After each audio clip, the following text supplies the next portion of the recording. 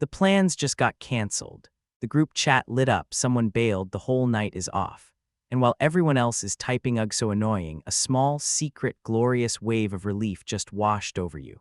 A free evening. Alone, nobody to perform for. If that feeling is familiar, if you are the person who genuinely loves your own company, who feels a quiet joy when everyone finally leaves and the house goes still, then this is about you. And here is the part people never tell you. That is not sadness, it is not being antisocial, and it is definitely not loneliness. It is a specific and genuinely admirable kind of psychology, and once you understand it, you will stop apologizing for needing what you need. Let me explain what people who prefer being alone actually have in common. Because the first and most important thing to get straight is that solitude and loneliness are two completely different things, and you feel one, not the other. Loneliness is painful. It is wanting connection and not having it, an ache, a lack, something missing. Solitude is the opposite. It is choosing to be alone and finding it nourishing, restful, even joyful. You are not sitting there wishing you had somewhere to be. You are exactly where you want to be. The confusion happens because from the outside they look identical, one person alone on a Friday night. But on the inside they could not be more different. One is an empty room someone got trapped in. The other is a quiet room someone finally, gratefully gets to enjoy. You are in the second room, and the ability to be in that room happily is not a red flag. According to some of the deepest thinking in psychology, it is a sign of something healthy. In fact, in 1958, the psychoanalyst Donald Winnicott wrote a famous paper on what he called the capacity to be alone, and he argued something remarkable, that being able to be comfortably, contentedly alone is actually a sign of emotional maturity and security. It develops in people who, deep down, feel safe enough in themselves that they do not need constant company to feel okay. So being good at solitude is not evidence that something is wrong with you. It is often evidence that something went quietly right, which leads straight to the first real trait. The first trait is that you have an unusually rich inner world, and being alone is where you actually get to live in it. For a lot of people, an empty evening is boring, even a little threatening, because without other people around there is nothing going on. For you, it is the opposite. When you are alone, the noise finally drops and the good stuff starts. The thinking, the imagining, the projects, the daydreams, the actual hearing of your own thoughts. Your inner world is not empty and quiet, it is full and busy, and other people, as much as you might love them, take up the exact bandwidth you need to access it.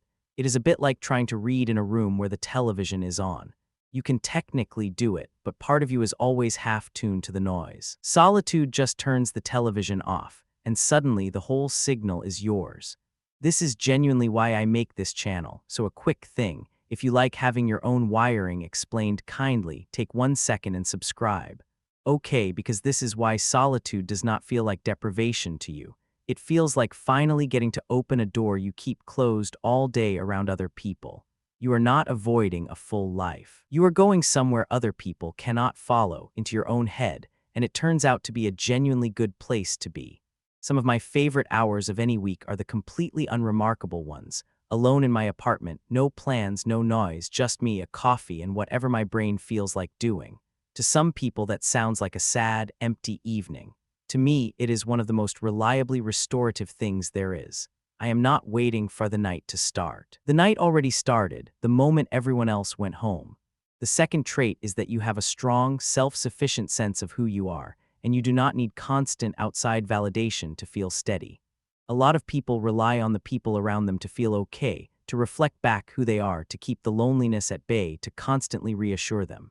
You do that far less. You carry your sense of self with you, so you do not need a crowd to feel like a person. That is why you can spend a whole day alone and feel completely fine, even great, while someone else in that same situation would start to feel unmoored within an hour. And here's the warning, or really the reframe, because people misread this constantly.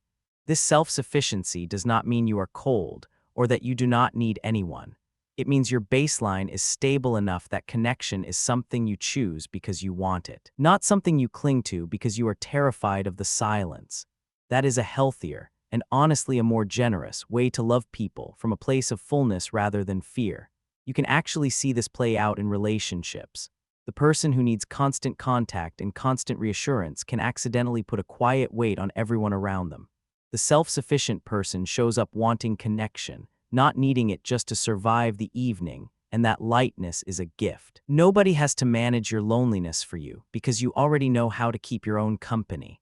That quietly frees the people you love to just enjoy you instead of propping you up.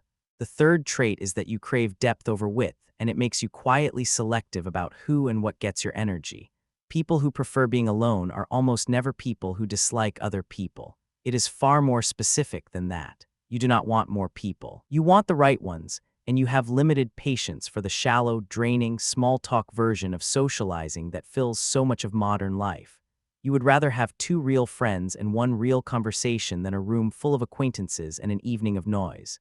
So you protect your energy, you skip the events that would cost more than they give, and you save yourself for the connections that actually matter. From the outside, that can look like withdrawing. From the inside, it is just refusing to spend something precious on things that are not worth it. Your alone time is not you rejecting people. It is you making sure that when you do show up for the people who count, you actually have something real to give them. Think about how you actually are with your closest few people once the small talk is finally out of the way.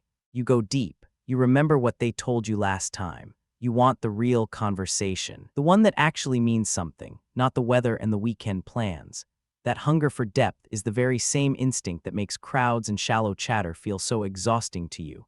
You are not bad at socializing. You are just built for a richer, rarer version of it than most social settings will ever offer. And this connects to a real strength, which is that solitude is very often where your best thinking and creating happens. Almost every deep insight, every creative leap, every genuine bit of self-understanding needs quiet to arrive. It cannot happen in a loud room, so the time you spend alone is not wasted, empty time. For a certain kind of mind, it is the most productive, most generative time there is. It is the workshop where you actually build the ideas and the self that you bring back to everyone else. This is not a coincidence, and it is not new. A huge share of the writers, thinkers, artists, and inventors we most admire were famously protective of their solitude, not because they hated people, but because they understood that the deep work, the real work, only ever happens in the quiet. Solitude was not their weakness. It was their laboratory. Your instinct to guard your alone time is that exact same instinct, whether you are building a painting, a plan, or just a clearer sense of who you actually are. Now, here is the honest part. The one warning worth taking seriously, because I am not going to sell you a fantasy. Solitude is a gift, but there is a line, and it matters. Chosen, nourishing alone time is one thing. Total isolation, cutting yourself off from everyone, using aloneness to hide from connection you actually need is something else, and it can quietly slide from healthy into lonely without you noticing. Humans are still wired to need each other, even the most solitary of us. So the goal is not to become a hermit. The goal is balance, plenty of the solitude that fills you up, and enough real connection to keep you from disappearing entirely into your own head. The healthiest version of you is not the one who never sees anyone. It is the one who chooses rich solitude and deep connection, and refuses to feel guilty about needing both. If you take one single thing from this, let it be permission. Permission to protect your quiet without having to explain it, to leave the party early, to say no to the plan you already know will drain you, and to spend an entire evening alone without a flicker of guilt. You are not missing out on life by choosing solitude. For a person like you, the solitude is part of the life. So let me leave you with the reframe I most want you to keep. Preferring your own company is not a sadness to be fixed, and it is not a sign that you are broken or cold or bad at people. It is very often the exact opposite, a sign of a secure sense of self, a rich inner life, and the wisdom to know that not all connection is worth the cost of your peace. The people who are comfortable being alone are not the ones who failed at relationships. They are frequently the ones who are steady enough not to need a single one of them to survive, which strangely makes the ones they do choose mean so much more. The next time someone frowns and asks if you are lonely, sitting there so content in your own quiet, you can just smile, because you are not lonely. You are home in the best company you will ever keep, your own, and there is a quiet strength in that most people never actually develop. To be able to sit alone, with no distraction and no company, and feel genuinely at peace, is something a great many people are quietly afraid of, which is exactly why they keep the noise turned on all the time. You learned how to be still. You learned how to be your own good company. That is not a consolation prize for a life without people. It is a rare and hard-won kind of freedom. So tell me down in the comments because I know a lot of you feel deeply seen right now.